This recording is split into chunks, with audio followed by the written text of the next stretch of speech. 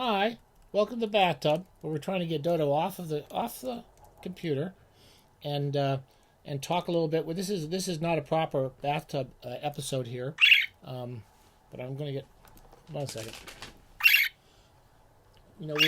We pride ourselves in doing things that nobody else does in booktubing, and this is the only time you're probably going to see a booktuber wiping a parakeet poo off the desk while he talks to you. It's called Grandma. Get Grandma and the kids. Get them in here. I'm going to talk just briefly about a new book. I'm quite proud of. I just got the hard copies yesterday. It's called 3 Paragraphs in the Life of Bob Johnson. The book was designed. These designs, all of my books were designed by my son Jack. My wife's paintings are some. That's her butterfly, and that's a picture of our dog Misty, who's standing in for Mabel, one of the dogs in the book. And I'm real proud of the book. It's one of those books I kept thinking I'm never going to publish it because it was so ridiculous. But at the same time, I had so much fun writing it and rereading it that I figured I had to do it. You publish books for yourself anyway. So anyway, it's called 3 Paragraphs in the Bob Johnson. It has kind of a slightly interesting history. I have a bit of an introduction in it.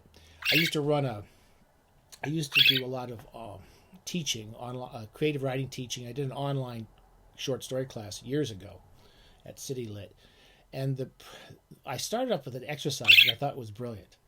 I told all my students, instead of they're always trying to plot their stories and come up with really complicated stories and be really clever, and I said, don't think about anything except the first paragraph of your story. You're going to have 3 paragraphs and just write the first paragraph of the story. Don't think what the second paragraph does or the third paragraph. Just give me a good first paragraph.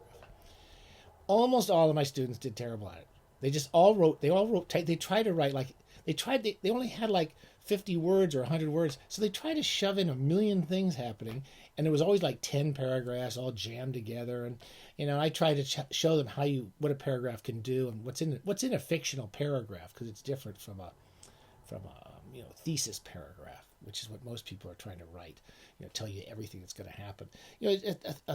An opening short story paragraph could simply be, "Hi, Bob said." That's a perfectly good opening sentence if you have a good second paragraph. And there's ways of elaborating that paragraph. You might say, "Hi, Bob said. He was wearing a mullet, a pair of blue jeans, and two torn cherry red kids." So you hear him say something, and then you see him in one paragraph. That's a fictional paragraph. Most of my students try to write tons and tons and tons of stuff. So I kind of gave up on the exercise. I wrote a little essay at the beginning, not an essay, an introduction about what I was doing with those exercises. And then as I was giving up the exercise, I started writing 3-paragraph stories, as I often did in my classes, just really quickly. They were stupid. They weren't supposed to be great. You can't write. You're not gonna paint the Sistine Chapel in 3 paragraphs. So I would just try to show what a 3-paragraph story could do and what it couldn't do.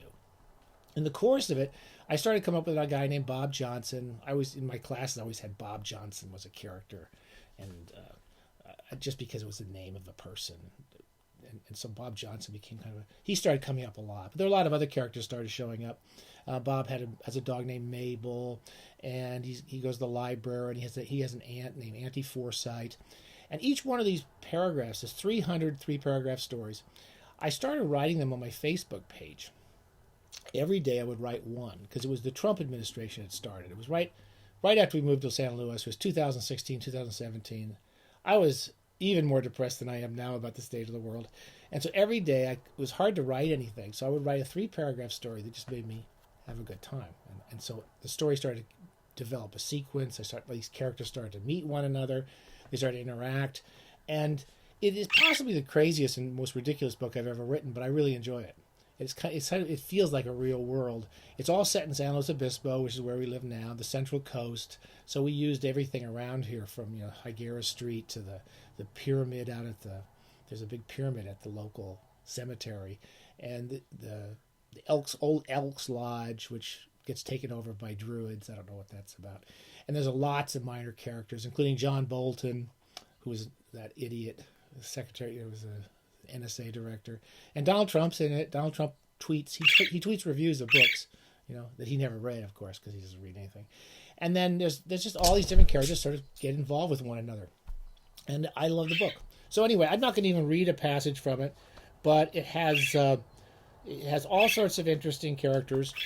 I'm selling it on. It's on Amazon. Unfortunately, I always apologize for this. If anyone wants to buy it from me direct, I'll sell it to you $12.50 with shipping. But you got to somehow get me your email address or somehow you got to swap information without you getting tagged by all these people who lurk around YouTube and so forth. Otherwise, you can just buy it. You can buy it on Amazon, or if you contact me, I'll send you a free PDF. Same rules as all my other books. If you want the PDF, I send it to you for free. It reads perfectly well. Anyway, that's it. It's got it's got a lot of quotes by famous people: Donald Trump, Barack Obama, and Nancy Pelosi. They've written important things on the back of the book, and it has just lots of different weird stories. All 3 paragraphs, 300 3-paragraph stories. Where else are you going to get it? Okay? Happy bathing, and thanks for listening.